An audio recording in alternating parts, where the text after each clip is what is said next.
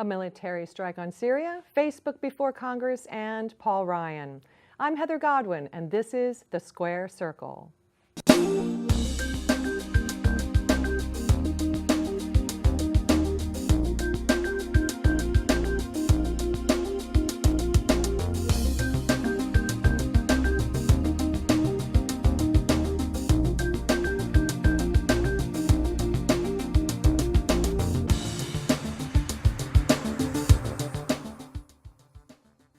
Hello, and welcome to The Square Circle. I'm your host, Heather Godwin.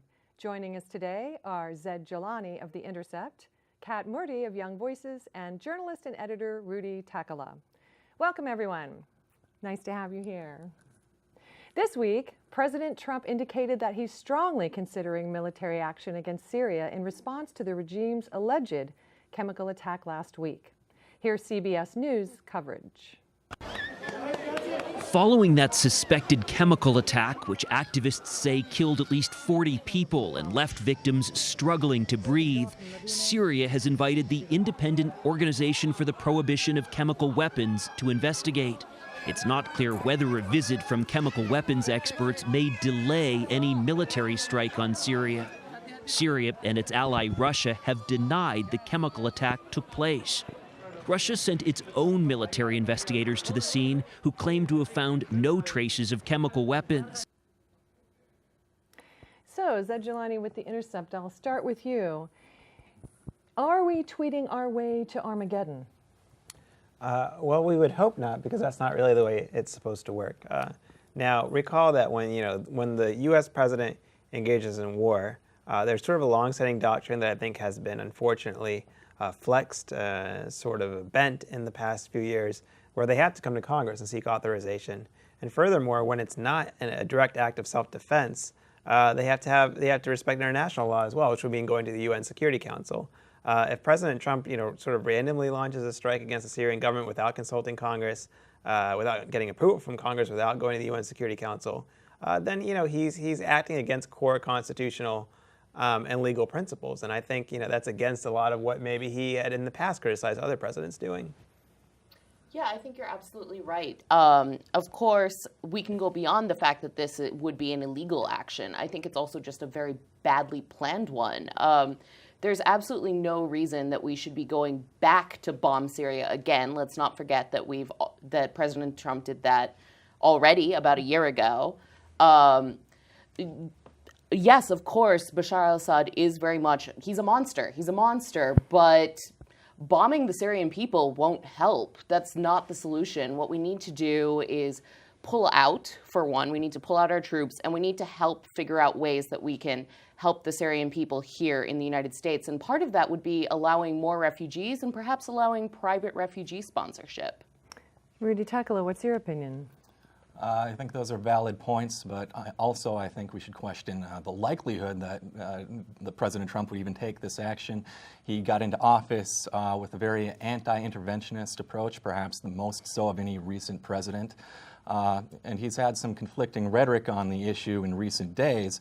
But when it comes to this president, I think you need to look at his actions more than his words. He's taking a tough line. He's talking about bombing them, even if it's not what Russia wants.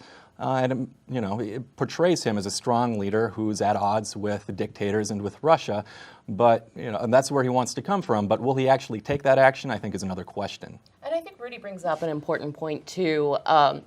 Candidate Trump, when he was criticizing Obama for taking actions in Syria and other places, was very much an anti-war candidate. And at least to some degree, that's what won him votes over Clinton. And switching that rhetoric now, selecting people like John Bolton to be an advisor on topics like this, that's very concerning and could lose him his base if he does decide to go in that direction. There was a study published last year. It was little notice. We wrote it up at The Intercept. Some researchers looked at districts that swung from Obama to Trump, I think those in particular. Basically, they controlled for a bunch of factors, and they found that areas where they saw a significant number of military casualties tended to swing more towards Trump than those who didn't, meaning that this message that Trump was portraying, and also the Democrats' record. I mean, Obama as president and Clinton as Secretary of State did not end the war in Afghanistan. They started an entirely new war in Libya. that record and I think that rhetoric did benefit President Trump. And if he doesn't commit, if he doesn't commit to the words of his campaign, and if he does, when the next election rolls around, if we're still involved in expansive warfare, then I think a lot of those voters might switch back and might say this didn't work out for us. Do you think there's the possibility that this could escalate and Russia and the U.S. could start to engage the concept of nuclear weapons? I hope that it's not. I hope that it's mainly bluster. There is very much a worrying echo of Cold War coming up, or even hot war, and I think that that's something we need to be mindful of. And what about he seems to be backing off today a little bit. Now all of a sudden, last night on the news, we saw how far the missiles could go and from what areas in the region and where they were going to hit. And now today, suddenly they seem to be saying, well, maybe we're not going to strike immediately, but a strike is coming. And Russia is saying, well, we didn't really mean that we were going to hit those missiles. Do you think it's starting to cool off a little bit?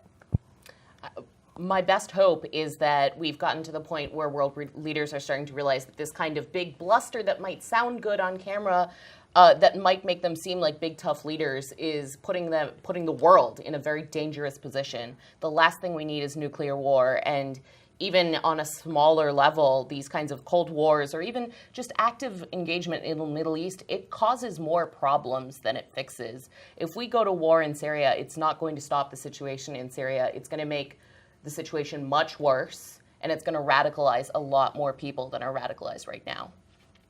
And Rudy, what's your thoughts? I don't think that there is very much, cause for concern that events would lead to any kind of action on Trump's part. He came into office with anti-interventionist rhetoric, and you have to look at the incentives for him to change his position now. What incentive is there? Public opinion is very opposed to war in the Middle East at this time after years in Iraq.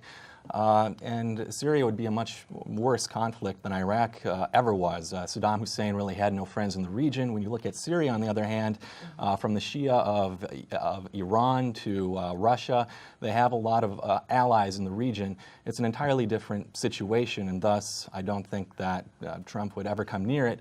I just think he would express rhetoric in a manner that's probably going to be very different from the actual actions that he takes. Let's not forget the fact that if we do go to war with Syria, in Syria, this will not be a fast war. It's been 17 years. We're still at war in Afghanistan. There's people who are currently enlisting who weren't born at the time that the war started or were just babies, and sending them to another war that could go on for another few decades and create a much worse situation in the Middle East is just a bad idea for America and for the rest of the world. But yet he did strike almost immediately when he was in office. So we know that he will pull the trigger. What are your concerns?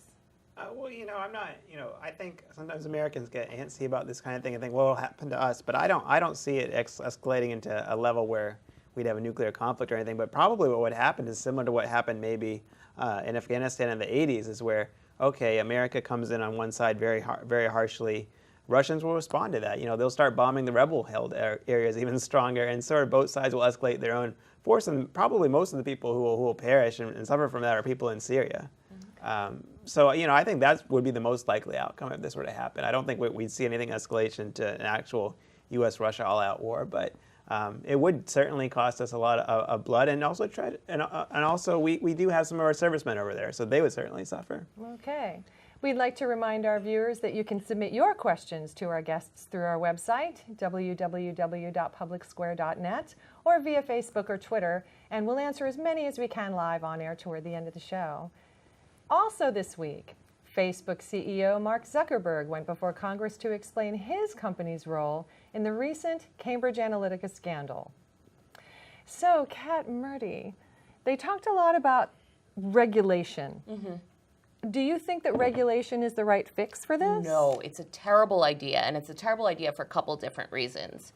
One, let's think about who would be doing that regulating. I think a lot of folks have already seen clips all across the late night shows of some of the Congress people asking questions, and it seems pretty clear that a lot of them don't really understand how the internet or Facebook works.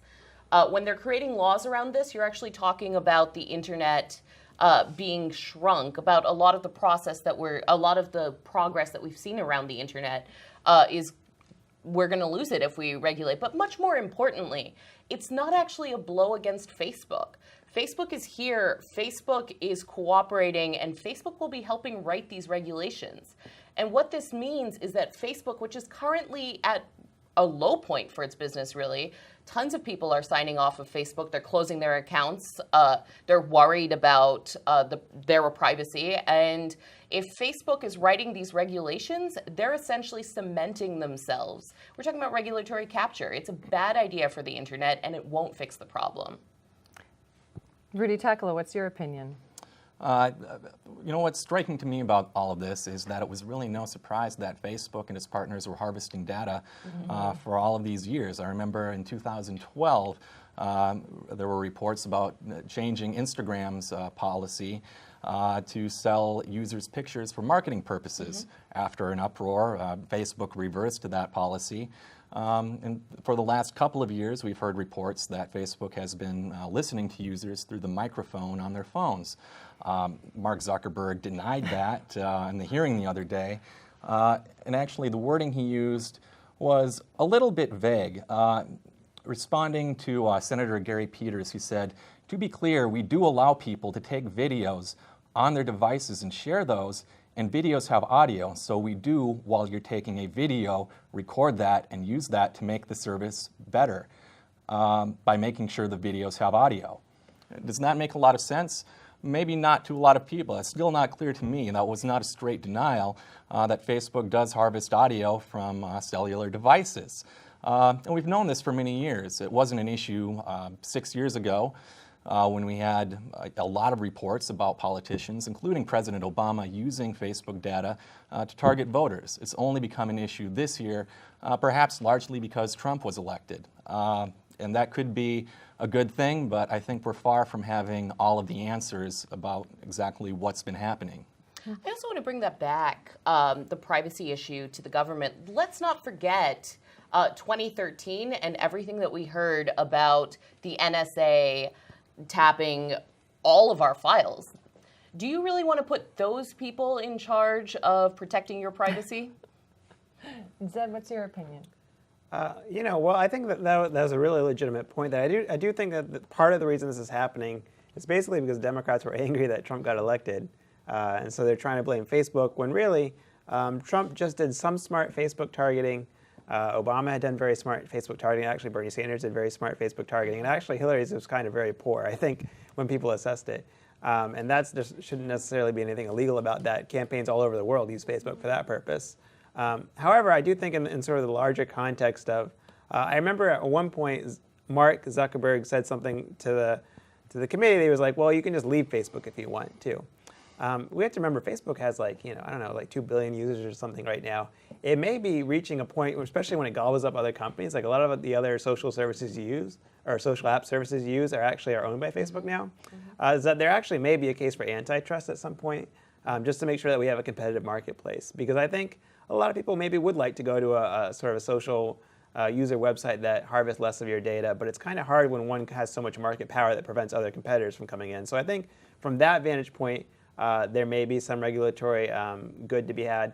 And also just sort of on the data side and the disclosure side, so many campaigns are using Facebook now that may be requiring some amount of disclosure, especially like when foreign governments start buying things on Facebook. That may be somewhere where we can go.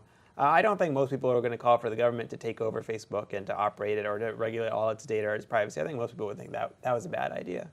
Well, I think what really got everyone's attention was when they were able to prove that the Russians actually had created false campaigns, which started a lot of the fake news as well. And that seemed to kind of raise the red flag. Do you think that that's more of what this issue is about than necessarily people's information? Is that we are clearly very vulnerable to being influenced by outside sources that don't have our best interests at heart? I think that that's a concern, certainly, but I think that it's also the case that there's no reason why anyone should think that they should believe everything that's on the internet.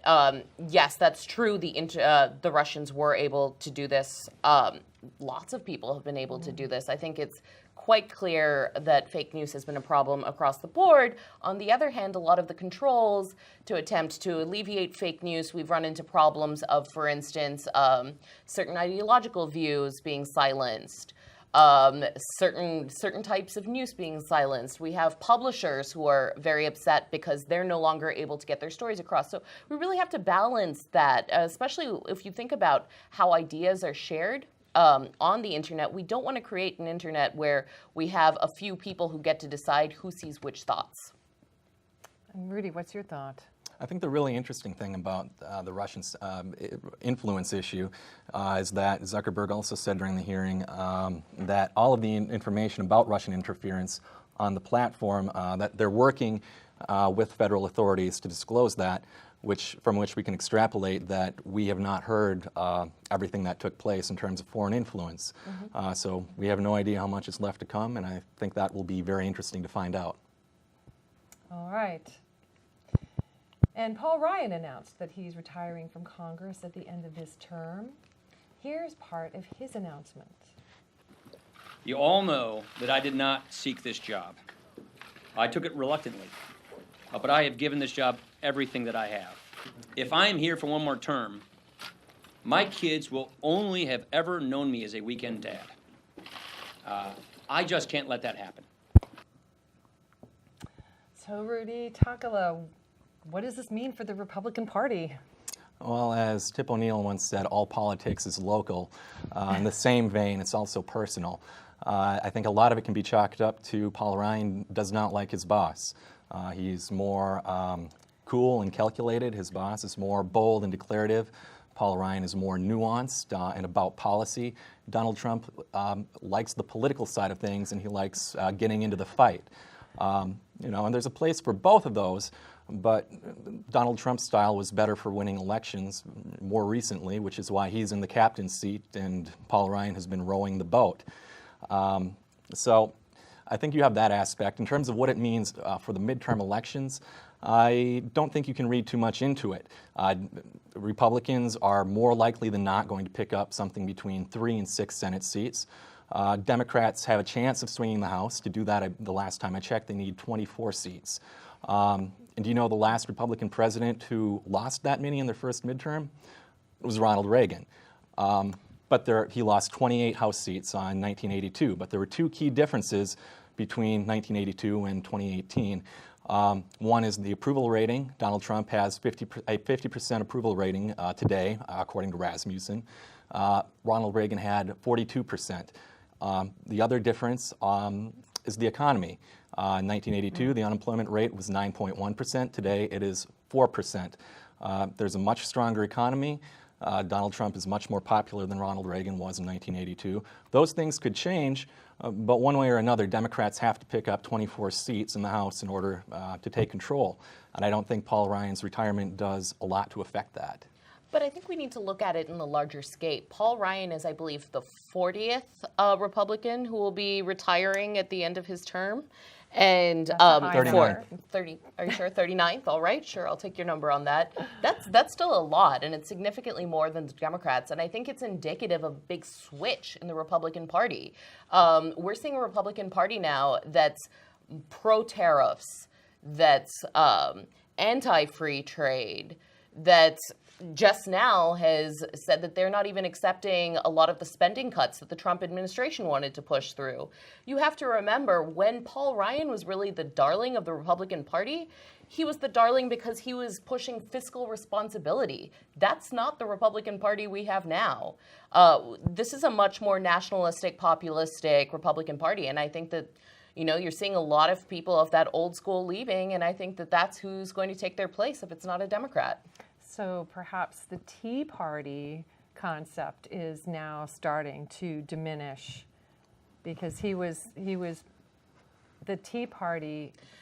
Yeah, I think that the Tea Party was a little bit oversold as a movement for smaller government. I think that there was absolutely a lot of people who were Tea Partiers and they wanted a smaller government. there was also a lot of other people who came into the Tea Party because of a more of a populist wave.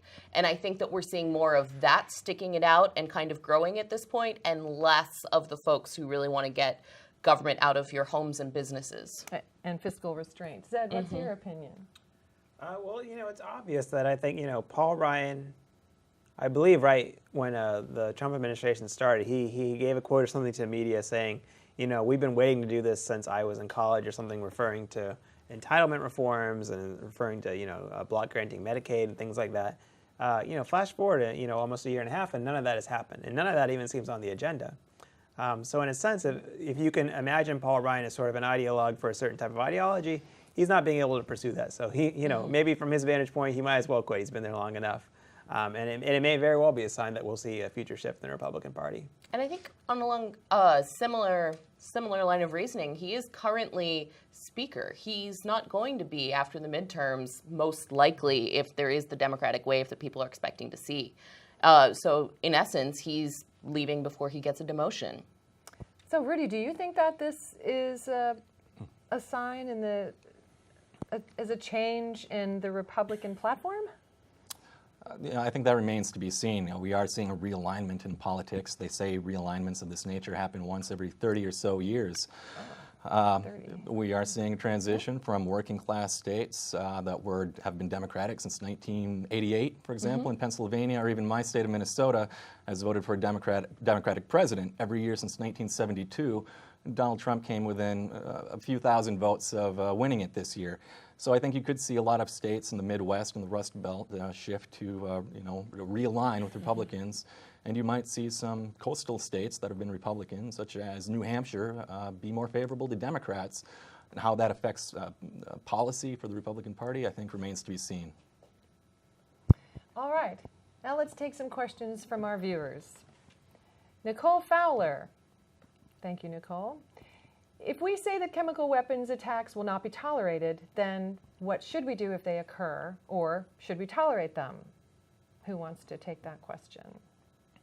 Well, I think as of now, chemical weapons attacks, unfortunately, have been tolerated. This is not the first time this has happened. And let's be honest, if we're going to respond with bombs, we've tried that. That hasn't worked. And in fact, it's made the situation much worse. Again, I think that the truly compassionate position here is not let's go bomb the country that's currently under chemical weapons attacks with massive bombings happening every day.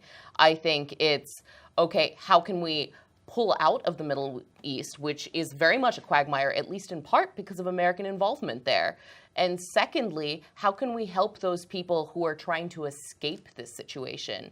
The United States, of a lot of developed countries, is actually accepting one of the lowest rates proportionately of refugees. And we don't have a private refugee sponsorship program. And those are both huge oversights, I think, in how we could actually help these people.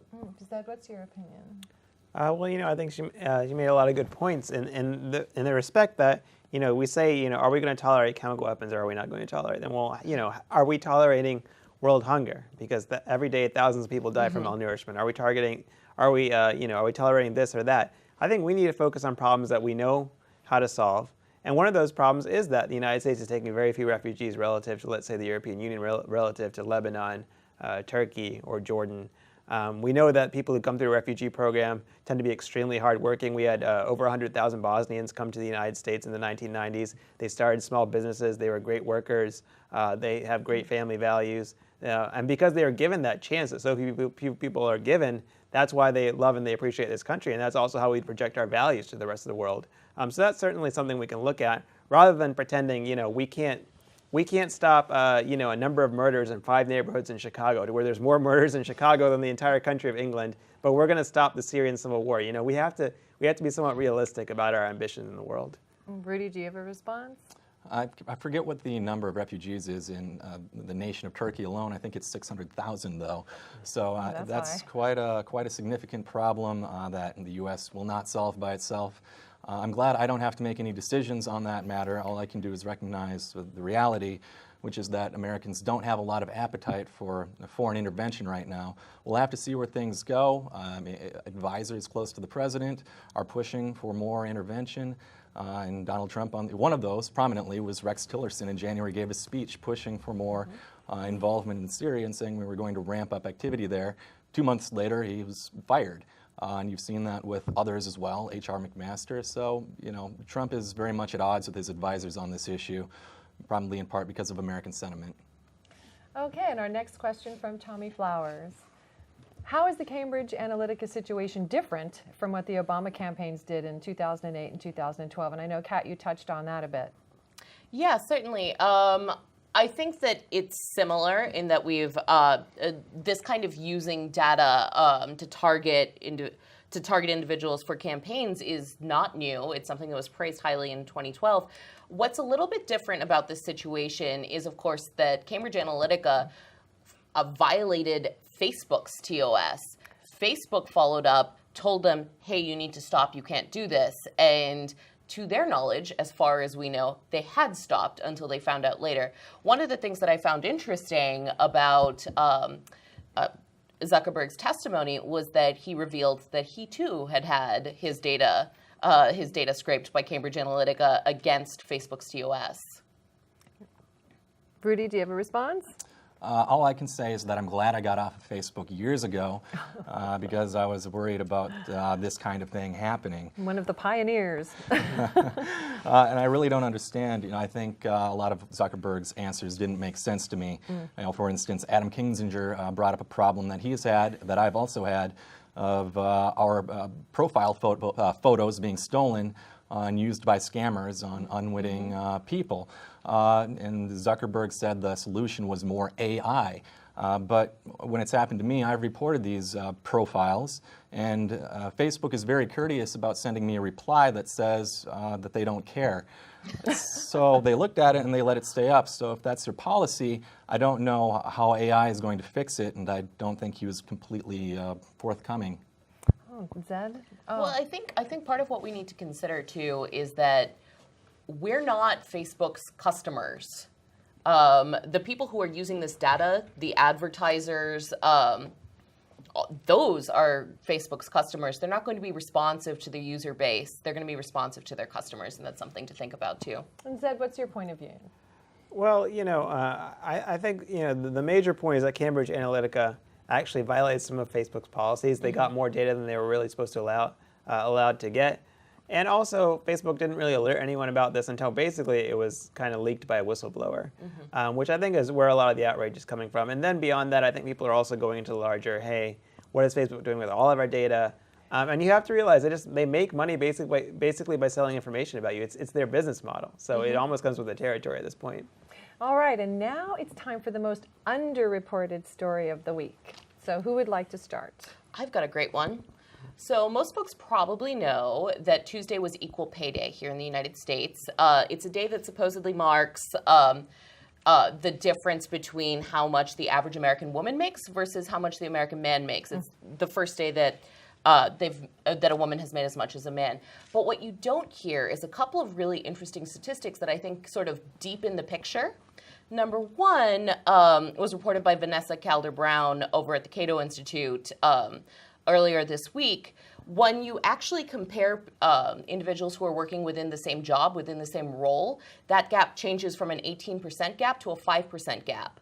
But an even more important statistic, I think, is that millennial women who live in cities, are not married, and don't have children, the wage gap reverses. They actually make up to almost 20% more than their male peers. And that tells us a big story about what's happening, and I think that's what we need to address. Okay, and Rudy, your most underreported story? Well, last week, Obama's former election chief, Ann Ravel, called for a new agency to police speech on the internet in response to Russia, of course, is what they claim, but this is an agenda that Democrats have long been pushing, and it's very interesting. She wants a multifaceted test that could check for speech that is paid for in a non-traditional way. In terms of what they define as election-nearing communication, that would be judged by bureaucrats. that has implications both for paid political speech and the average user potentially commenting on Facebook. So it's something with wide-ranging implications. Thank you. And Zaid? Well, I think it's really fascinating that we're seeing a continued sort of teacher movement, especially in rural red states. We saw a huge strike in West Virginia. Now we've seen in Arizona as well as Oklahoma. And I think a lot of what this says is that a lot of people still believe that teachers are underpaid, and that's a discussion we need to be having. All right, thank you. That's all for this week. I'm Heather Godwin, and thanks for watching The Square Circle. We'll see you next week.